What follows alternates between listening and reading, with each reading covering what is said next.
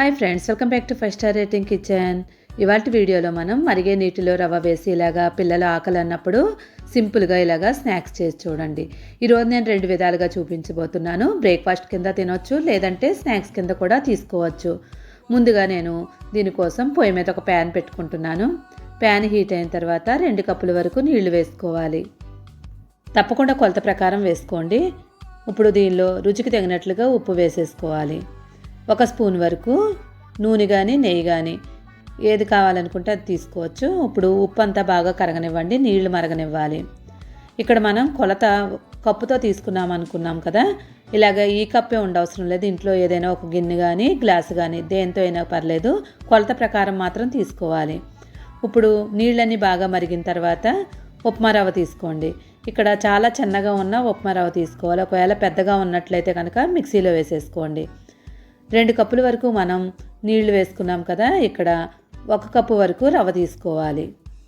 రవ్వ అంతా కూడా బాగా కలిపేసుకొని దగ్గరికి ముద్దలాగా అయ్యే వరకు కలిపేసుకోవాలి. ఇలా మొత్తం అంతా దగ్గరికి ముద్దలాగా అయిపోవాలి. ఇప్పుడు మంటని లో ఫ్లేమ్ మీద పెట్టేసుకొని ఒక 2 నిమిషాల పాటు అలానే వదిలేసి తర్వాత స్టవ్ ఆఫ్ చేసుకొని దీన్ని పూర్తిగా చల్లారనివ్వండి. ఇది చల్లారేలోపు వేరొక బౌల్ తీసుకొని దానిలో 1 కప్పు వరకు శనగపిండి తీసుకోవాలి. నెక్స్ట్ ఏ కప్పుతో అయితే మనం శనగపిండి తీసుకున్నామో దాంట్లో నుంచి 1/2 కప్పు వరకు నీళ్లు తీసుకొని ఈ శనగపిండిలో వేసుకుంటూ కలుపుకుంటూ ఉండాలి. ఇలా మొత్తం నీళ్ళని వేసేసిన తర్వాత 2-3 నిమిషాల పాటు బాగా బీట్ చేసుకోండి. ఎంత బీట్ చేసుకుంటే అంత ఫ్లఫీగా అవుతుంది. చక్కగా బీట్ చేసేసుకోండి. చూడండి, మనకి కలుపుకున్న తర్వాత బ్యాటర్ ఇలా ఉండాలి. నెక్స్ట్ దీనిలో రుచికి తగినట్లుగా ఉప్పు వేసుకోండి. 1/2 స్పూన్ వరకు జీలకర్ర వేసుకోవాలి. కారం 1 స్పూన్ వేసుకోండి. పసుపు 1/2 స్పూన్ వేసుకోవాలి. పచ్చిమిరపకాయలు ఒక 3 తీసుకొని చిన్న చిన్న ముక్కల కింద కట్ చేసి వేసేసుకోండి. నెక్స్ట్ దీనిలో మనం శనగపిండి వేసుకున్నాం కదా, అరగడం కోసం వామ్ తీసుకోండి. వామ్ ఒక 1/2 స్పూన్ వరకు తీసుకొని నలిపి వేసుకోండి. ఇలా నలిపి వేయడం వల్ల ఫ్లేవర్ అంతా దిగి చక్కగా టేస్ట్ వస్తుంది. కొత్తిమీర, ఫ్రెష్ కొత్తిమీర తీసుకోండి. చిన్న చిన్న ముక్కల కింద కట్ చేసేసి వేసేసుకోండి. ఇప్పుడు ఇవన్నీ కూడా బాగా కలిసేలాగా మొత్తం అంతా కూడా బాగా కలిపేసుకోండి. ఇలా మొత్తం అంతా బాగా కలుపుకొని ఇప్పుడు మనకి శనగపిండి మిశ్రమం అంతా కూడా రెడీ అయిపోయింది కదా, ఇప్పుడు దీన్ని పక్కన పెట్టుకోండి. కలుపుకున్నప్పుడు ఒకవేళ గట్టిగా అనిపించినట్లయితే కనుక కొంచెం వాటర్ యాడ్ చేసుకోండి. కలుపుకున్న తర్వాత చూడండి, ఒకసారి స్పూన్తో ఇలా కనిపించాలి. మరీ పలచగా ఉండకుండా ఇలాగా గట్టిగా ఉండేలా చూసుకోండి. ఇప్పుడు దీన్ని పక్కన పెట్టుకొని ఆల్రెడీ మనం రవ్వ అంతా కూడా బాగా మిక్స్ చేసుకున్నాం కదా, చల్లారిపోయింది. దీన్ని మొత్తం అంతా కూడా చేత్తో ఒక 2-3 నిమిషాల పాటు బాగా కలిపేసుకోండి. కలుపుకున్న తర్వాత చపాతీ పిండి ఎలా అవుతుందో అలా కలుపుకోవాలి. చపాతీకి ఎలాగైతే చేసుకుంటామో అలాగా మరీ చిన్నగా కాకుండా పెద్ద బాల్లా తీసుకోవాలి. చూడండి, ఇలాగా రౌండ్ బాల్లా తయారు చేసుకోండి. చాలా మెత్తగా ఉంటుంది మనకి పిండి అనేది. ఇప్పుడు దీన్ని మనం చపాతీలు ఎలా చేసుకోవాలో అలా చేసుకోవాలి. గోధుమ పిండి తీసుకొని గోధుమ పిండిలో అద్దుకొని చపాతీలు ఎలా చేసుకుంటామో అలా చేసుకోవాలి. ఇక్కడ మనం తయారు చేసేటప్పుడు మరీ రౌండ్గా రాదు, ఎందుకంటే మనం బొంబాయి రవ్వ తీసుకుంటున్నాం కాబట్టి రౌండ్గా రాదు. ఇక్కడ షేప్ అనేది మనకి ఎలా వచ్చినా పర్వాలేదు. చపాతీ ఎలా తయారు చేసుకుంటామో అలాగా రౌండ్గా లేకపోయినా పర్లేదు, ఇలా చేసుకోండి.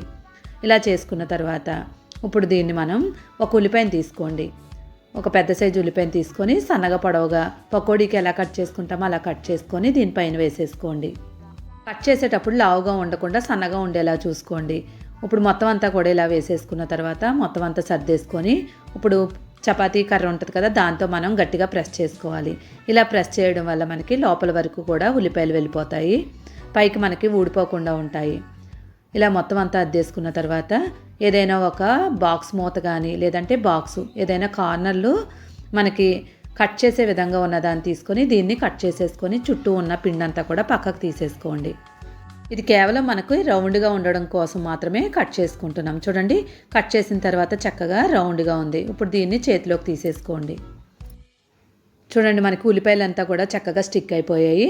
ఇప్పుడు ఆల్రెడీ మనం కలిపి ఉంచుకున్నాం కదా శనగపిండిని, దీనిపైన ఒక లేయర్ లాగా మొత్తం అంతా కూడా స్ప్రెడ్ చేసేసుకోవాలి. శనగపిండి కలిపినప్పుడు కనుక పలచగా ఉన్నట్లయితే కనుక ఇక్కడ మనకి మెత్తగా అయిపోద్ది, కాబట్టి మరీ పలచగా ఉండకుండా ఇలా ఉండేలా చూసుకోండి. ఇప్పుడు పొయ్యి మీద ఒక ప్యాన్ పెట్టుకోండి. ప్యాన్ హీట్ అయిన తర్వాత దీనిపైన ఆయిల్ వేసుకోండి. 1 స్పూన్ వరకు ఆయిల్ వేసుకొని మొత్తం అంతా కూడా స్ప్రెడ్ చేసేసుకోండి. ఇప్పుడు మనం తయారు చేసుకున్న దీన్ని పెట్టేసుకోండి. ఒకవైపు మనకి ఎటువైపు అయితే శనగపిండి ఉందో అటువైపుకి వేసుకోవాలి, లేదంటే కనుక తిప్పేటప్పుడు కష్టంగా ఉంటుంది. ఇప్పుడు చూడండి, మనకి పైన శనగపిండి అంతా కూడా చక్కగా వేగిపోయింది. రెండో వైపు కూడా ఎర్రగా అయ్యే వరకు వేయించుకోండి. ఇది మనం బొంబాయి రవ్వతో వేసుకున్నాం కాబట్టి మరీ ఎర్రగా అవ్వదు.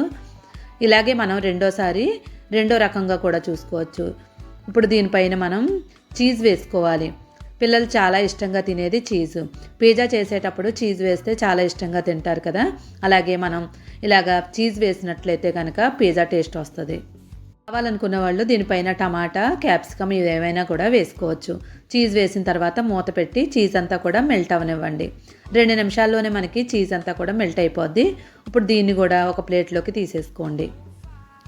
చీజ్ వేసి చీజ్ వేయకుండా ఇక్కడ మనం 2 రకాలుగా తయారు చేసుకున్నాం. చీజ్ కంపల్సరీ అని ఏమీ లేదు, చీజ్ లేకపోయినా కూడా టేస్ట్ బాగుంటుంది. కాకపోతే మనం స్నాక్స్లా తయారు చేసుకోవాలనుకున్నప్పుడు చీజ్ వేసుకున్నట్లయితే పిజ్జా టేస్ట్ వస్తుంది. ఎక్కువ డబ్బులు ఎట్టి మనం బయట నుంచి తెచ్చుకోకుండా ఇలాగా సింపుల్గా చేసుకోవచ్చు. ఇక్కడ మనం బ్రేక్ఫాస్ట్లా తయారు చేసుకోవాలనుకున్నప్పుడు ఓన్లీ మనం శనగపిండితోనే తీసుకోవచ్చు. చట్నీతో పని ఉండదు, ఓన్లీ టమాటా కచప్ ఉంటే సరిపోతుంది. స్నాక్స్లా చేసుకోవాలనుకున్నప్పుడు ఇలాగా చీజ్ వేసి పిల్లలకి చేసి పెట్టండి. చాలా అంటే చాలా టేస్ట్ వస్తుంది. ఈ వీడియో నచ్చితే తప్పకుండా లైక్ చేసి ఛానల్ సపోర్ట్ చేయండి. Please like, share, subscribe my channel. Thank you.